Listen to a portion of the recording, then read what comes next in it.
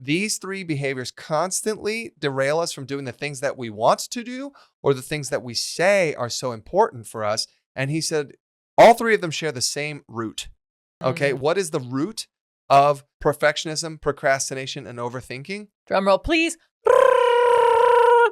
Fear. Welcome to the Be It Till You See It podcast, where we talk about taking messy action, knowing that perfect is boring. I'm Lesley Logan, Pilates instructor and fitness business coach.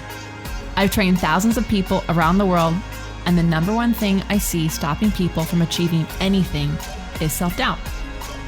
My friends, action brings clarity, and it's the antidote to fear. Each week, my guests will bring bold, executable, intrinsic, and targeted steps that you can use to put yourself first and be it till you see it. It's a practice, not a perfect. Let's get started. Welcome back to the Be It Till You See It interview recap, where my co-host in life, Brad, and I are going to dig into the encouraging convo I had with John Mollura in our last episode. If you haven't yet listened to that interview, feel free to pause this now, go back and listen to that one, and then listen to this one, or listen to this one, and then listen to that one. They're fun back to back, to be completely honest, in whatever order you want to do. And John Mollura, this is his second time on the pod. Yeah, the first one, he was in the hundos. Yeah, I know. Isn't that crazy? Yeah, insane. This probably puts him almost 500 episodes ago. I know. Who insane. else should we bring back?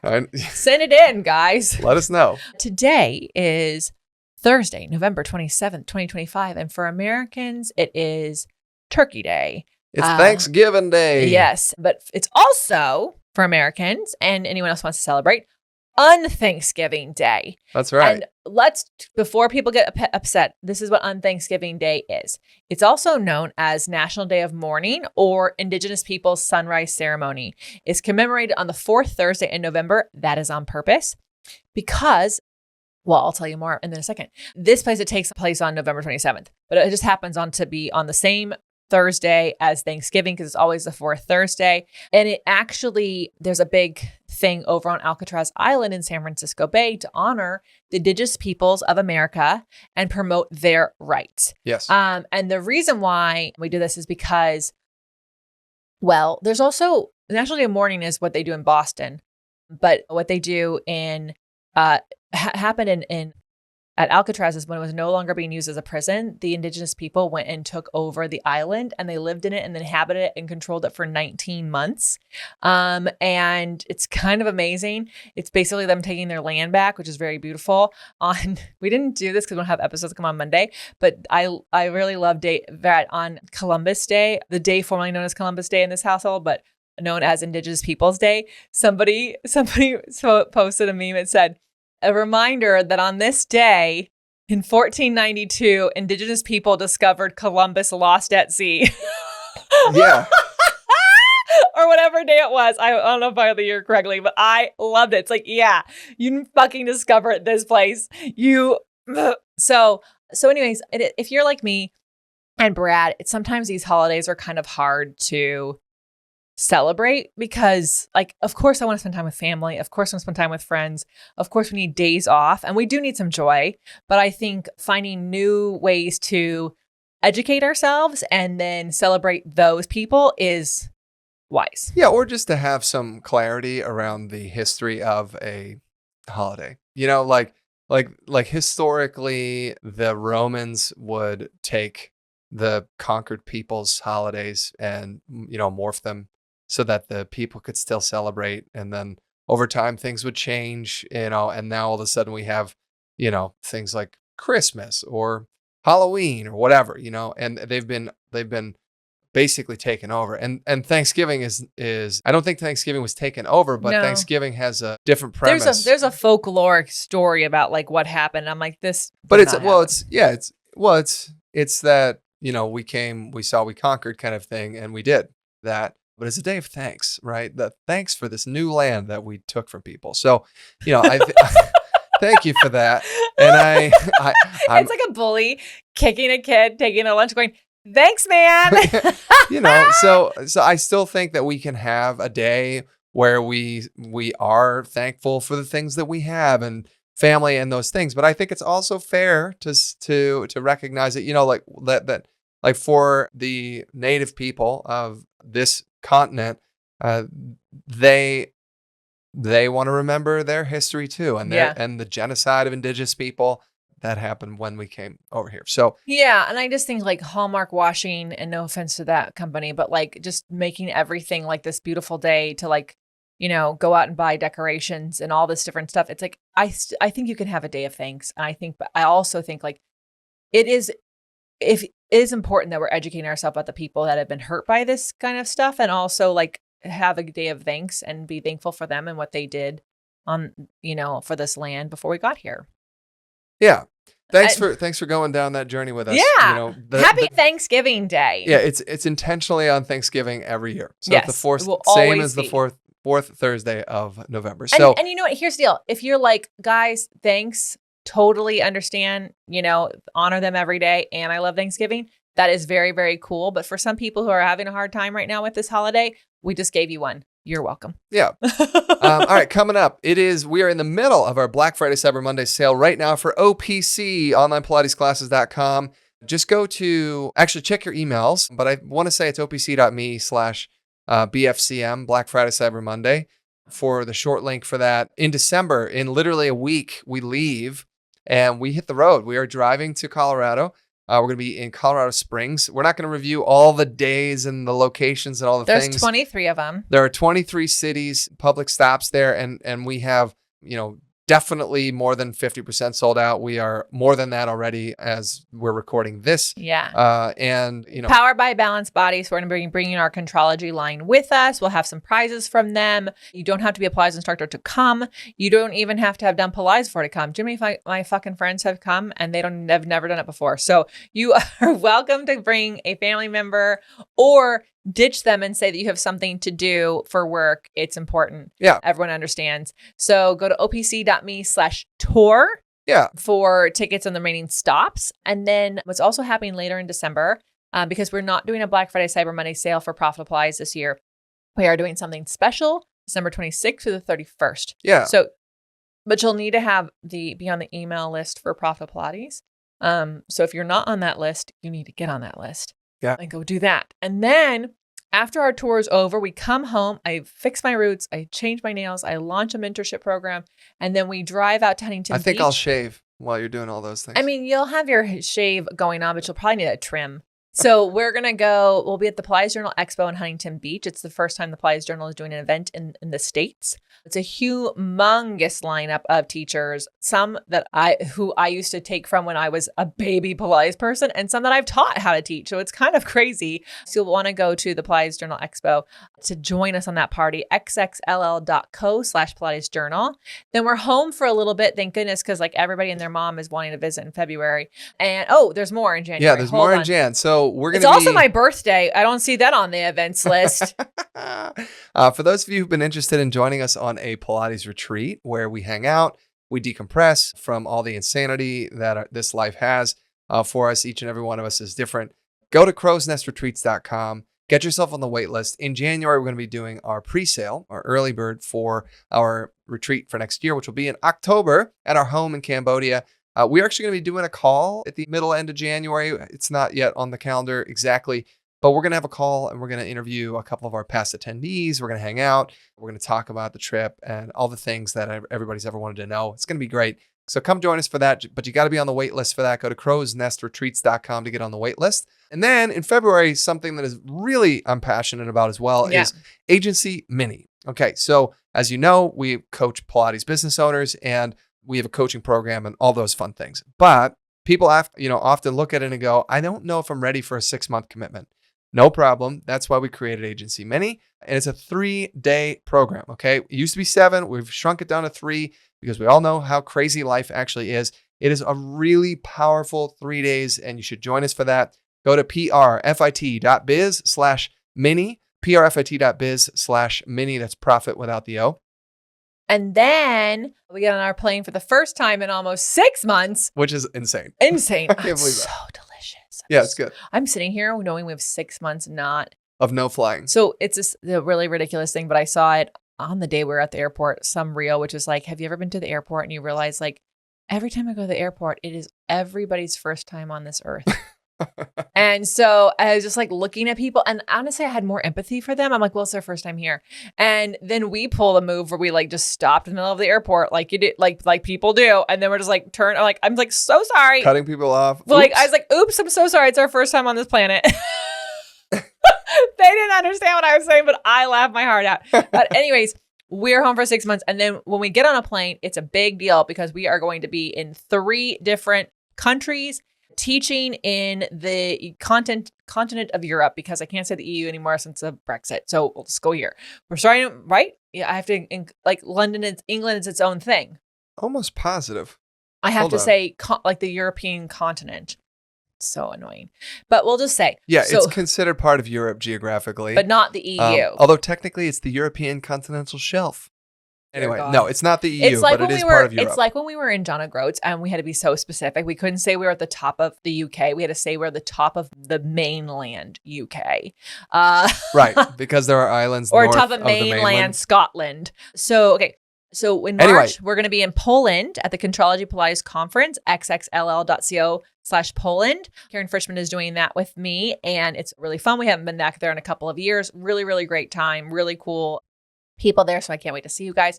And then the next weekend we'll be in Brussels at Elle's studio, Tels, and you want to go to xxll.co/Brussels. Same 2 teachers, very different workshops, also private sessions. So choose the adventure you want to go on, check out both lineups and pick the one that you want to go to, or come to both and hang out with us in 2 different countries. Why not? And then in April, Brad and I will be at the POT in London. We're very excited about it. It's my first POT in London. Yeah. And I know it's going to be a great time. It's going to be really fun to see all those people. So pick the one you want, my European fabulous people, because that's it for 2026. That's all there is. So xxll.co/Poland or /Brussels. Eventually we might have /London, but they don't even have a landing page up yet to buy tickets for that. But from the time that we're recording this, it might be up now. We're putting it on your radar. So go to Pilates.com and go see their continuing education. That's where they have all that information about future POTs, Pilates on Tour. All right. So this week we had a question for you from Natalie. Hit me with it. Natalie DS9011 asks on YouTube about the video, how to take your Pilates practice outdoors. She said, hey, how about doing Pilates outdoors during winter? In Madrid, which is where I am, winter is not extreme. I have a big terrace, which is where I do Pilates since inside my apartment. There's just not that much space for me to move. I mean, if you live somewhere where it's beautiful in the winter, fuck yeah, do it outside. Tag me in a video. Take one of my classes on OPC or on Pilates Anytime or on YouTube, and I want to see I want to live vicariously through you, because let me tell you, I would love to be in Madrid in the winter. Instead, I am in the winter places. I'm in the winter I'm in the places where winter happens. But I would love it. That's great. I mean, like, when I did that video, I was being conscious of, like, if I say you do it outdoors, I'm going to get someone to say, I can't. It's negative 21 degrees here. And it's going to be 115 here. So I have to, like, be considerate, because some people just don't feel seen. So you, my dear, are in the blessed space. We actually have a couple OPC members who also live in Spain, and they do their Pilates outside all year long. So please rock on, do it. But basically, when you're doing Pilates outside, there's just things to consider. You can check out that video we did on YouTube, because I'm not going to list the exhaustive list that I gave on there. But we just did Pilates in Cambodia. And something we have to consider is, like, I was outside. Bugs. Rain. Rain. We can do it in the rain there because we have a covered patio. Yeah. But as long as the rain isn't going sideways, which can happen, then we have these things that we bring down to make the walls so it's not so much water on the patio. But the mosquitoes don't care. So we have extra fans that, like, make it harder for them to land, So there's just things you want to think about when you're doing Pilates outside. And I have blue eyes. It is really difficult for me to do outside Pilates when there's no cover. Early in the spring, I was doing yoga outside in the morning, and it was fine as long as I was in down dog. But the moment I came up, the sun was in my face, and I was like, well, this is terrible. I need sunglasses, but you can't do sunglasses. You can't work out with sunglasses. So, like, it looks stunning. Just make sure you have things set up so that you're not constantly distracted from your workout about being outside. That's all. Love it. If you have a question, you can text us at +1 310 905 5534 or submit them at beitpod.com/questions, where I would like you to send a win as well. I'm being demanding here. Come on. You have a win in your life. You do. You want to know something? One of our retreaters went You want from to know something? Want to know something? One of our one of our retreaters shared a win one day after our retreat. She said, I only said I'm sorry 2 times. It was amazing. Like if you walk around, like that's a fucking win. Huge win. Instead of walking around going, I'm sorry. Like she just said, excuse me. And then when she needed to, she said, I'm sorry. And she's like, oh, 2 times. It was such a win. So those are the wins I want to hear. I don't need to hear like, I had my biggest launch ever. Okay, great. That's wonderful. I'm super excited for you. And you can send that in. But like there were little wins along the way. And if you don't celebrate those, you're unlikely to feel fulfilled for a long period of time. So send them in. Yeah, I just looked up on our board. We have a win. Great. I'm going to read it. Oh, okay. Yeah. Okay, great. Big win this week. This is from Jordan BB. I've neglected using my wanted chair for quite a while now, so I decided it was time to break out my chair flashcards. I started working through the order and whatever bits of time I had available each day, starting from the top of the deck each day to get the repetition. By the time I got to my second week, I started feeling connections in my body that the week previous I couldn't have even dreamed of. Exercises that felt impossible to move were actually moving, but even better, I felt more connected to myself. Super excited to add my chair back into my regular rotation. Thank you, Lesley, for the amazing flashcards. I mean, I'm so grateful for you. And don't click that off, Brad, because I'm going to say it on FYF so she can hear it on one of those episodes. But thank you. Like, that is so freaking cool. Great job, Jordan. I just want another shout out to Jordan. She is also a listener who, when she discovered this podcast, went back to the beginning and listened to every single one. Wow. I know. So pretty big deal. Pretty amazing win. All right, Jordan, you're amazing. I'll put that in FYF so you're going to hear it twice, because what if she misses this episode? All right, let's talk about John Mollura. John Mollura. Okay, so stick around. We'll be right back. We're going to talk about John. Welcome back. All right, let's dig into this convo you have with John Mollura. John is a personal coach and keynote speaker who helps people move from fear and hesitation into confidence and action, which I love that.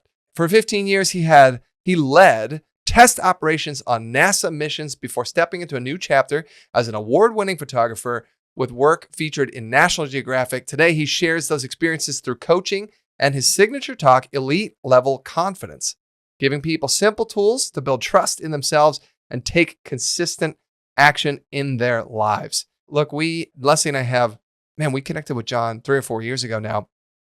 And at least he was in the hundreds. So yeah, look, if you like to read newsletters, John's newsletters are great. I know he is. He really takes time to write enjoyable newsletters, and I read them. You don't read anything. I don't really read anything. So John's newsletters are really fun. So I really like that. I feel like I've been along his journey with him as he's shifted from engineer to photographer to now being a speaker and a coach. So we're really fired up for him. It's been awesome to have him. He's come in to speak to Agency, our coaching group, multiple times, and his content is available for those who are members of Agency. And then we were like, hey man, would you like to be back on the pod? And we got this epic episode. It's like, this episode felt like a mic drop moment on every chapter of the conversation that y'all were having. You know, talking about confidence, talking about perfectionism, talking about all these great things that I literally listened to it twice.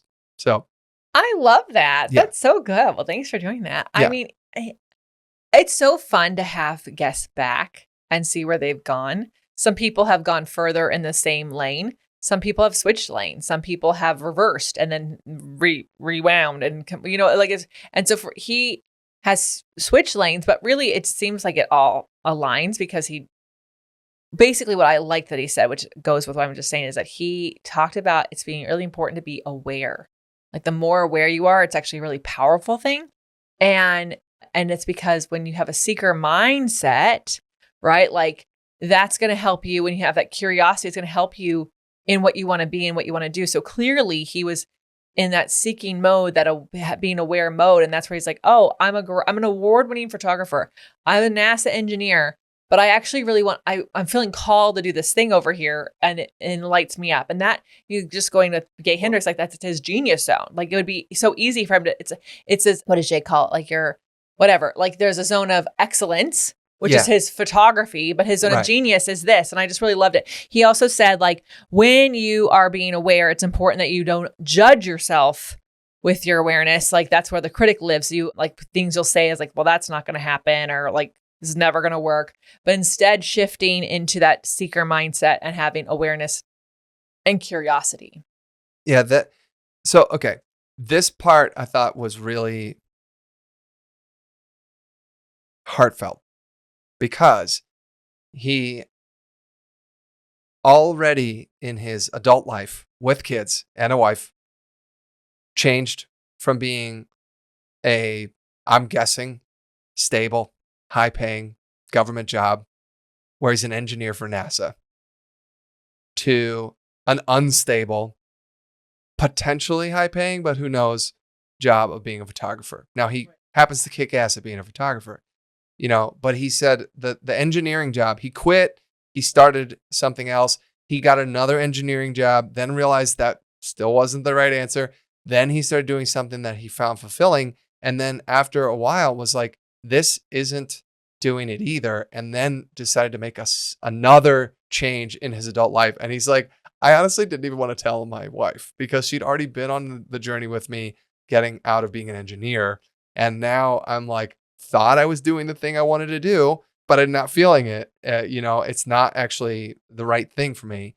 And then, and so he has, what I thought was really great is you threw in there, well, look, it was maybe we end up thinking that we need to do this thing because we made the decision, right? For me, this really resonated with my decision to go to college for music, right? And I left, and then my whole time in Los Angeles for the first decade I was there, I was like, I am a musician. That's how I defined myself. It's how I saw myself. I am in a band. I do perform. This is what I do. This is who I am. And when that started to shift and change and not be that anymore, I was like, well, what do I do now? That I'm not, can I do something else? Like, am I allowed? Because I felt pot committed. I had literally spent $80,000 or whatever it was going to college. I don't even know. A lot of money, going to college to be a musician. Am I like, is it okay to not be a musician anymore? While I still can think of myself as a musician today, that's not my primary thing that I'm doing, but it was just one step along the way. And I think it's okay for us to be making these changes in our lives. I never talked with my friend about this, but my high school buddy went to school to be an engineer, right? He went to Germany, he came back, he was doing all this really fancy engineering stuff. And then somewhere along the way was like, this isn't it. And then he went back to school to be a doctor.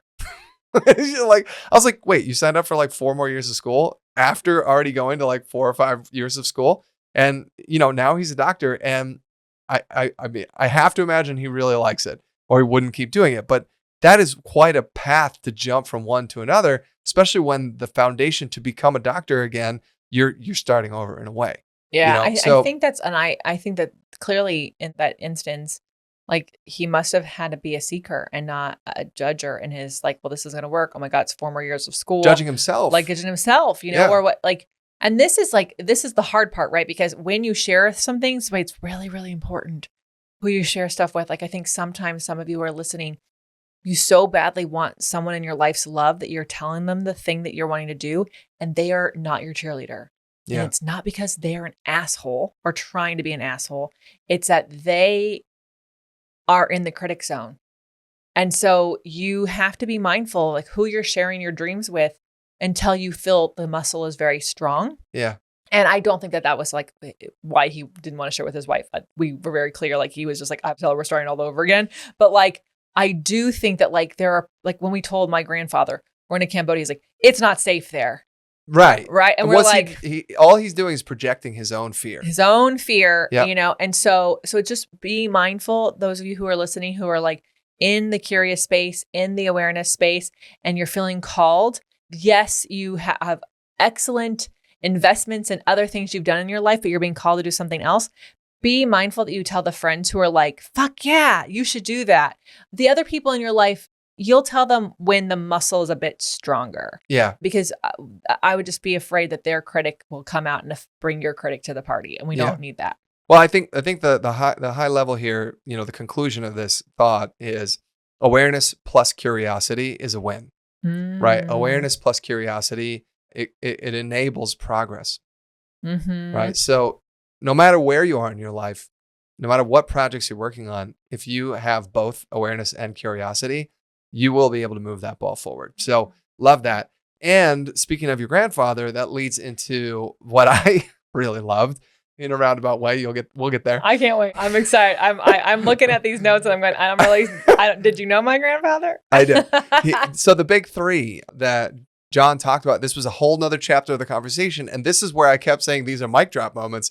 He said, hey, look, it's not even about perfectionism. It's not even about procrastination. He said, in fact, these are the big three things that I talk about all the time: perfectionism, procrastination, and overthinking. He said, these three behaviors constantly derail us from doing the things that we want to do or the things that we say are so important for us. And he said, the thing that all three of them share the same root. Okay. What is the root of perfectionism, procrastination, and overthinking? Drum roll, please. Fear. Right. And this is what your grandfather was applying. He was projecting his fear on us. And that's when you share something with someone, be cautious of that, in the sense that they know you really well. They love you. They want the best for you. And they are going to immediately look at it and see what is the problem that could happen here. And they're going to push that out there. And right. And that could be really deflating for you, especially if you aren't yet you don't yet have surety in the place you're going. You're feeling it out, right? Because that they don't want you to be hurt or fail or any of those things. And fear is that root, and it's easy for that to blossom into these things: perfectionism, procrastination, and overthinking. And he said, by understanding that fear is the root of these three, people can now get honest with ourselves and begin asking, what is it actually that I'm so scared of? Yeah. What is it actually? I can't remember who it was, but a couple weeks ago we had another episode. She was a business coach, and Jill. Yeah. I think it was her. Hold on. And she said, "What am I afraid of? What's the worst could happen? I could go bankrupt, right?" And I was like, "Well, that's a pretty big deal, But for her, she was like, "Okay, Jill Allen, Dr. Jill Allen." Yeah, she said, "Okay, I could go bankrupt," and I was like, "Well, okay." But she acknowledged that, what am I so afraid of? If that's the worst that could happen, can that be overcome? Is that it's not something to laugh at, but what if it does happen? I don't know. Did I share this? I remember my trainer when I was thinking of breaking up with my ex, and I was he's like, what are you afraid of? I'm like, I don't know. He's like, you're not going to die. He's like, to me, the scariest thing, the thing that the ultimate fear is death. And you breaking up with him, you're not going to die. In my situation, I'm sure that's not the same for other people, but in he would just let me walk away. And I was like, oh, I'm not going to die. That is, I can do it. I love this question. I think it's really important to reflect on and journal. What am I so scared of? I remember I just moved to LA and I had no money, and I got a job at this restaurant. And it took me a week to get a job at a restaurant, of which I walked around to, I don't know, a dozen more. I don't even know. I would evaluate the restaurant, see how busy they were at dinner, decide, could I make enough money here? And then, do I want to work here? Does this seem cool? And I would put in an application, and I went to all these different places.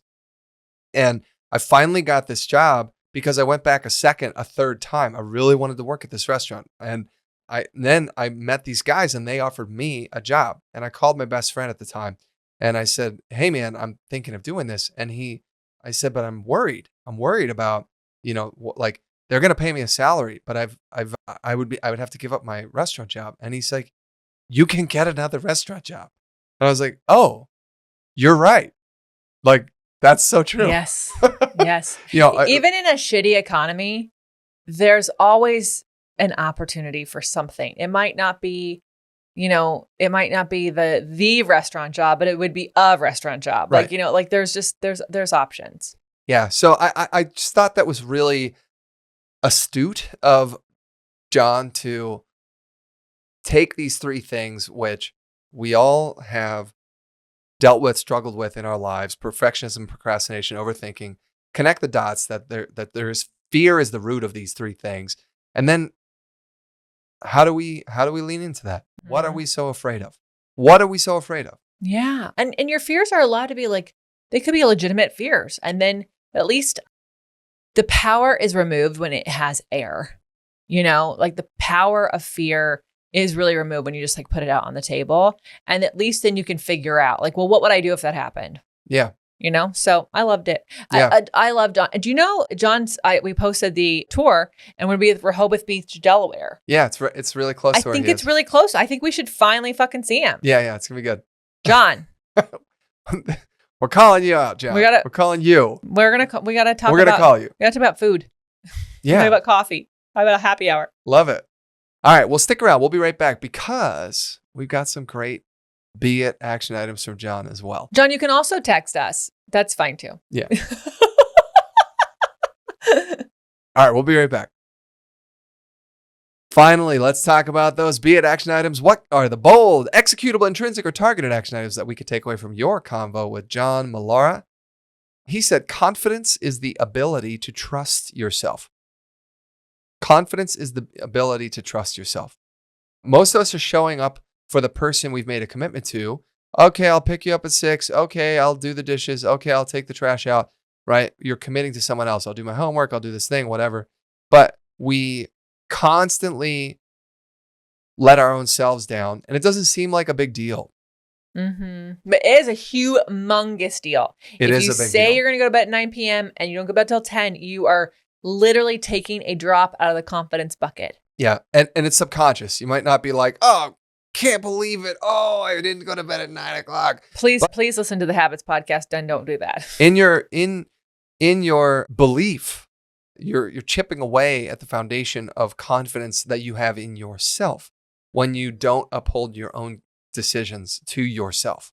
Right. And you might not realize that that's happening, but he explained the actual root cause of people's lack of confidence is that they're not showing up for themselves. And meaning that loss of self-trust, because we consistently and continually break commitments we made to ourselves time and time again, it's fascinating because John is an engineer first. So he still thinks and talks like an engineer, even though he's very creative with photography and now working with his clients and coaching. But he started talking about data, or the data, sorry. And so he said, why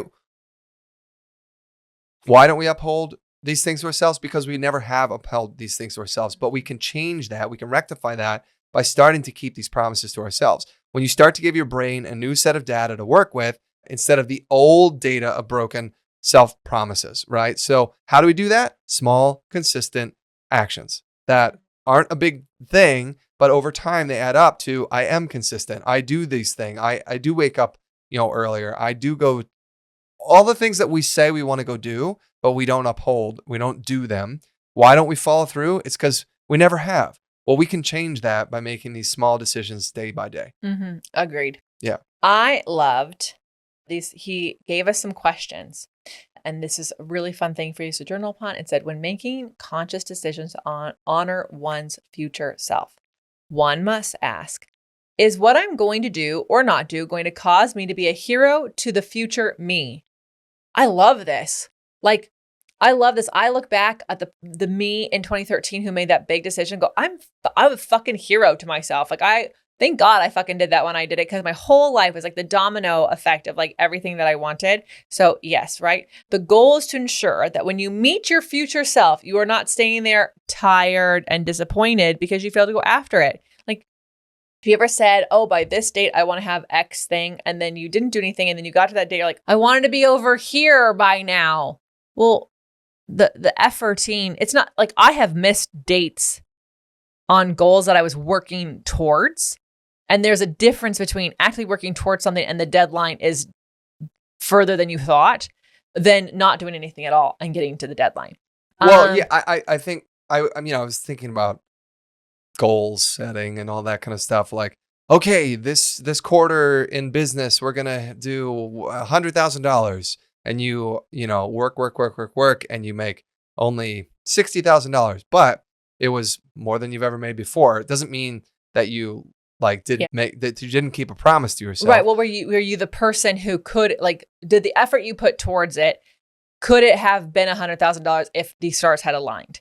Then you should, whatever you land with, you should celebrate, because the person that you made yourself be to do those things is the goal. Yeah. Is the journey, right? Is the hero. So the action should result in you high-fiving yourself and saying, thank you for honoring me. Thank you for doing that the thing in that moment. He also said you can call him. You guys, I have not, like, that's insane. Free calls. And he also gave some free resources over on his site on johnmollura.com. That's John with an H and N. Yeah, JohnMollura.com. JohnMollura.com. Yeah, so check those out. I love it. John, you're such an inspiration. Thank you for sharing your journey with us and the Be It Till You See It babes. I'm Lesley Logan. And I'm Brad Crowell. Thanks for joining us. How are you going to use these tips in your life? Tag John, tell us, send this to a friend who needs to hear it, who needs to be a hero in their life. And until next time, Be It Till You See It. Bye for now. That's all I got for this episode of the Be It Till You See It podcast. One thing that would help both myself and future listeners is for you to rate the show and leave a review. And follow or subscribe for free wherever you listen to your podcast. Also, make sure to introduce yourself over at the Be It Pod on Instagram. I would love to know more about you. Share this episode with whoever you think needs to hear it. Help us and others be it till you see it. Have an awesome day. Be It Till You See It is a production of the Bloom Podcast Network. If you want to leave us a message or a question that we might read on another episode, you can text us at +1 310 905 5534 or send a DM on Instagram at BeItPod. It's written, filmed, and recorded by your host, Lesley Logan, and me, Brad Crowell. It is transcribed, produced, and edited by the epic team at Diseño.co. Our theme music is by Ali at Apex Production Music, and our branding by designer and artist Gianfranco Cioffi. Special thanks to Melissa Solomon for creating our visuals. Also to Angelina Herrico for adding all of our content to our website. And finally, to Meredith Root for keeping us all on point and on time.